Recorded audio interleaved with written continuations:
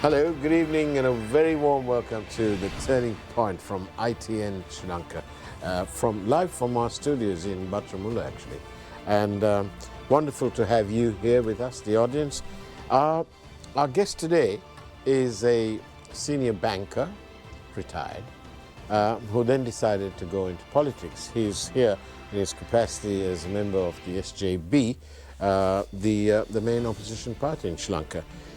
Eran Wickramaratne is with us today. Very good evening to you, Eran. Very good evening. To correct you right at the beginning, I didn't retire. I left my job at the height of my career with 10 years to go, and then took a seat in the Sri Lankan Parliament. Well, why is that? Did you find Parliament more exciting than the boardroom?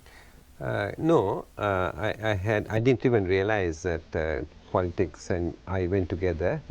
I was advising ministers as a banker and helping the government. I helped to set up the information. Helping ministers to do what? Get soft loans? No, as an advisor on economics and finance. Okay. And then at one point they asked me whether I can, how do you use technology for economic development. So I set up with a team, of course, I set up the Information Communications Technology Agency, brought the first laws, all while I'm a banker. And I think seeing me close in, they probably thought that somebody like him should be in politics. So I was offered right at the beginning. But when you made all these sort of noises in the different committees, they must have regretted it.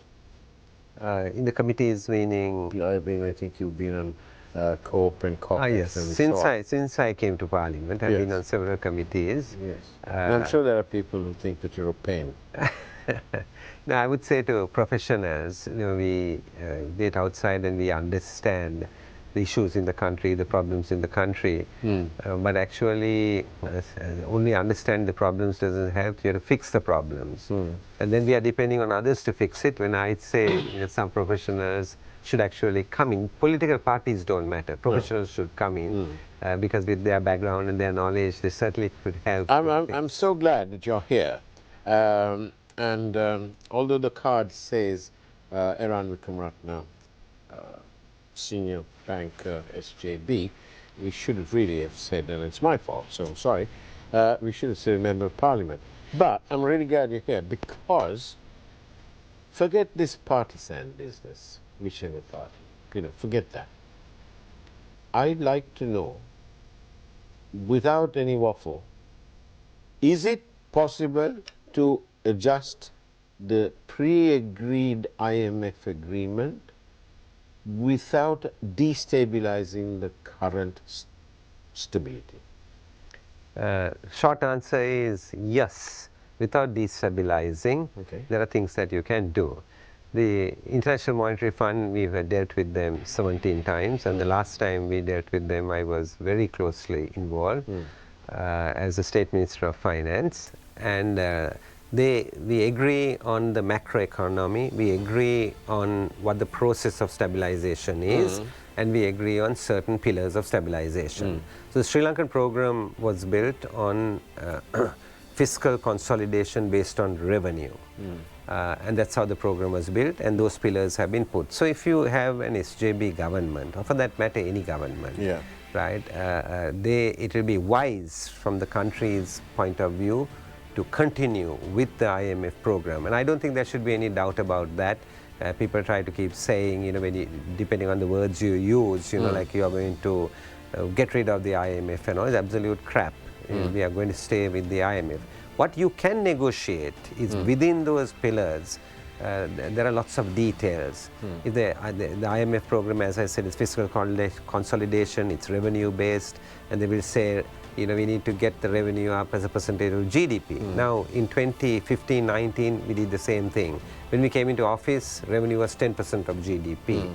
When we left office, it was nearly 13% of GDP. Then they said you need to have a primary balance. In 1954 and 55, I think, for 2 years that there was actually a primary balance. A primary balance means without financial cost, expenditures and revenues, that it's positive, that the revenues are more than the expenditures. 1954-55. In 56 there was an election, and the government that took the right steps, brought the stability, were voted out. In 2017 and 18, after that, right? Mangala Samaravira was the next time it happened. The finance minister, I was state minister, and it happened again. We created two primary balancers. It so happens that in 2019 we went out of office. So it can be done, the negotiation. So for example, if you take a real that's example, what I'd like real you to example, explain. Yes. right? You take tax revenue, Yeah. right? The tax revenue goals need to be met. There's no question about it. Because Sri Lanka is so low. I mean, in the late 80s, we were about 22% of GDP, and now we were struggling at 9, right? And we had it close to 13, and we had to get it back up there. So now, right now it's about what, 9%? 10%? Now it makes me closer to 10, right. I would imagine, right? So then, when you are trying to get the tax revenues up, there are many ways you need to you should do it. One thing is, we had the tax files going up from about 700,000 to 1.4 million in a short period. Now it's drastically gone down back again. It's not even, I think, at 700,000 at the moment. It went below that to 450, 500,000, and probably it's inching up now. So that is increasing the tax net. In other words, there are lots of people who should be paying taxes who are not paying taxes. But that's the problem, isn't it? Yeah, that is a problem, right? So digitization is one way forward. What we did is we bought a new Inland Revenue Act during our period, in the 2017-19 period. And then we introduced also digitization, new IT systems and all. We had this Ramsey system. That's right. So being in COPE, right, and I was questioning it, and I found that there had been very, very little progress on the whole information technology front, very little progress. So that's something that needs to be done, increase the tax net. Then the other thing is, the changes we will make is this. Is now the tax-free slab, which was huge, has been reduced to 100,000. And what has happened is, with the mismanagement of the economy, right, by this government, right, the inflation rose. Inflation went to 70% according to government statistics, but food inflation went to about 100%. But incomes didn't go up. So what happened to the working class, the middle class, and so forth? They got pressed because incomes didn't go up. Costs went up. You still have to send your children to school. You have to still educate them. You have to eat. You have to dress. You have to pay for your transport. Very basic things. And on 100,000 tax-free, you just can't do it. So one of the things we will do for us is in the next period is we will increase the band. You see, so up to 150,000 rupees. You said the increasing the band is possible, but what happens to the revenue? Yeah, so when you increase the band, obviously there's been some drop in revenue, right? We've calculated it. Where would you make up that? Yeah, I would say how we will make it up, right? So we'll increase the band up to 150,000 rupees from 100,000, virtually no tax. Maybe you can pay 500 rupees or whatever, because we all need to be in the tax net, right? As if it were, but basically there is no. The best thing is to work for no money, but carry on. Yeah, so we'll do that, and then up to basically 200,000 rupees a month, it will be extremely low tax. The high tax rate is 36%. When you are earning up to approximately 500,000 rupees, we'll bring it down to 24. From not 36 down to 24. So you're bringing the tax rates down. All this sounds, Eran, without being, laboring a point, it all sounds like what happened with the president by the name of, it's such a long time ago, Gotabaya Rajapaksa. He slashed the taxes. Nobody on earth asked him to do it. But it sounds like that. You're telling me the same thing almost. No. Because we did the opposite to Gotabaya Rajapaksa. That's how we got fiscal stability. During that period, I referred to getting the tax revenue up as a percentage of GDP. Nobody ever complained about inflation because we kept the prices flat.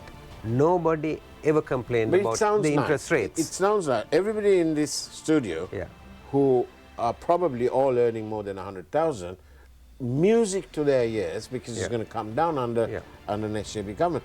However, the problem is, the IMF fellows will say, well, where are you going to bring us the gap from? I'm going to explain that. I'm going to explain that, right? Now, people who go to work every day, including the people you referred to in the companies like this and studios like this, right? They live honorable lives. They get up in the morning, they get onto a bus or a van or a car. You can see they, our they studio, it's full of people. Yeah, they go to work. They live honorable lives. They work hard, long hours. They get their money. They look after their children. They look after their parents. They look after their grandparents. They are not dependent on the state.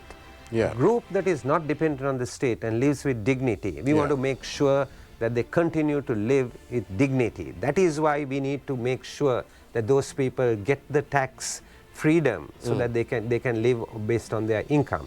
So you're right. So the top rate of 36% to that group earning less than 500,000 rupees comes down to 24. Now you are asked a very important question. We have to get the revenue from elsewhere. Yeah. And I will say as a principle, those who are in higher brackets, whether individuals or businesses, right, we will have to find different ways of making up that relief. Because we are committed to the overall goal of having a high percentage of revenue as a percentage of GDP. So there are two ways we will go about it. One is we will have to basically collect the tax at the higher end of incomes. We'll have to collect it. And high levels of profit, because to relieve the public, that's one. And the other thing we will do is increasing the tax net. Right. That will also help to help us to collect taxes and have a higher revenue as a percentage of GDP. And thank you very much for your question. It's obviously somebody from the past, but if you do want to send us a question, you can by WhatsApp or SMS 0772 300 305. Don't try and call us, but if you send me a question, I will. And one of them is asking, and this is the question, is whilst a potential new government is negotiating, will the IMF program stop or will it continue whilst the negotiations are going on? Oh, the IMF program continues. There's no question of stopping the IMF program. We are in discussion with the IMF ourselves. We've had the experience of dealing with the IMF, and there's no question about that. As I said, the pillars remain. The details, the IMF doesn't interfere with details. IMF doesn't tell you, tax Faraz, don't tax Sunil. IMF doesn't get there. How much you tax Faraz, how much you tax Sunil. IMF doesn't get there. That's the pillars that they're talking about. And then I would like to say one more thing about the IMF program. The IMF program is based on fiscal consolidation based on revenue, right? We are not only going to look at revenue, we are going to look at expenditure. There's a lot of corruption in this country, right? And we need to put a stop to it. We need to minimize the corruption that's happening. So one way of doing it for us is digitization. It's absolutely important. If I give you the simplest example, you drive through a red light, right? You get stopped, and then you hand your driving license to the policeman, and often I hear the story people saying that they put something inside and give it to the policeman, right? Now, this country, right, we had to stop this. We should use technology. And how do you do that in other countries? You drive through the red light, you get a letter coming home a week later. It says go to such and such a place and pay the fine. Here's a picture of you driving through the red light. On that note, let's go for a quick break and listen to what the advertising has to say. But in the meantime, we're in conversation with Mr. Eran Wickramaratne, MP, SJB, retired banker. See you on the other side of the break.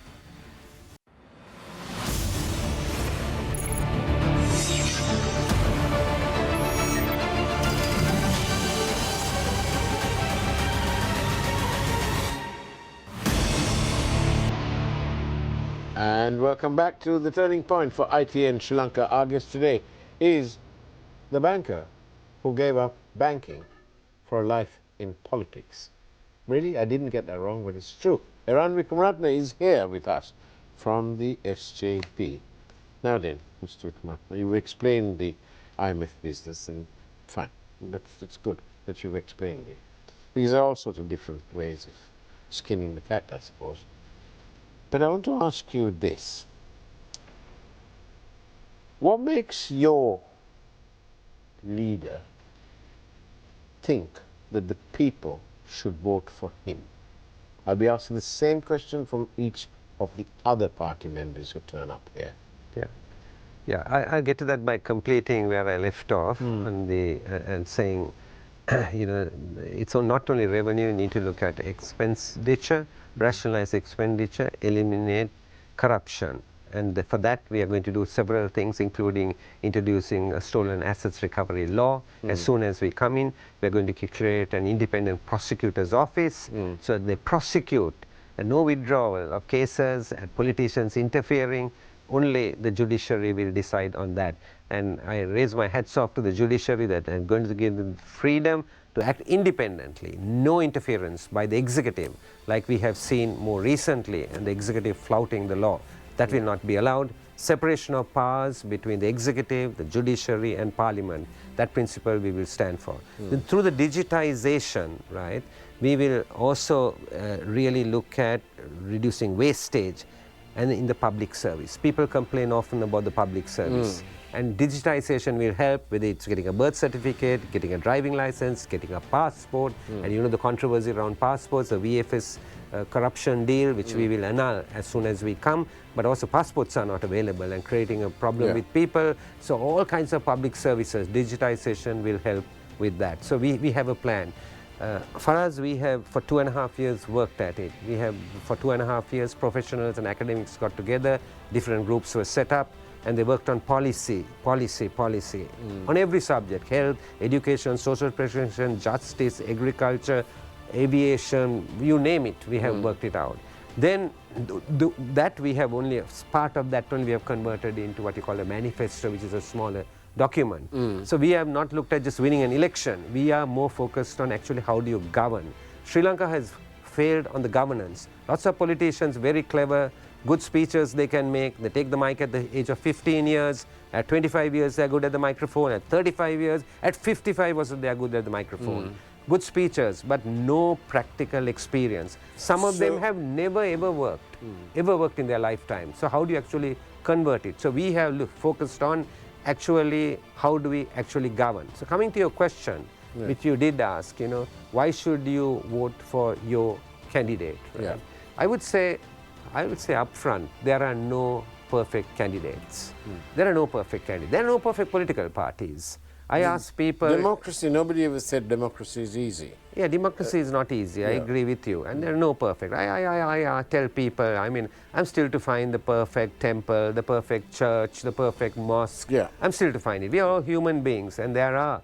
Everybody has shortcomings. So it's 275 people who died on Easter Sunday in 2019, they thought that the church that they went to was the perfect place to say their prayers. We all know what happened. Carry on. Yes, yes. So we live in an imperfect world, right, where there is all kinds of things happening, and even though you may be innocent as an individual, you also sometimes have to bear the consequences of living in an imperfect world.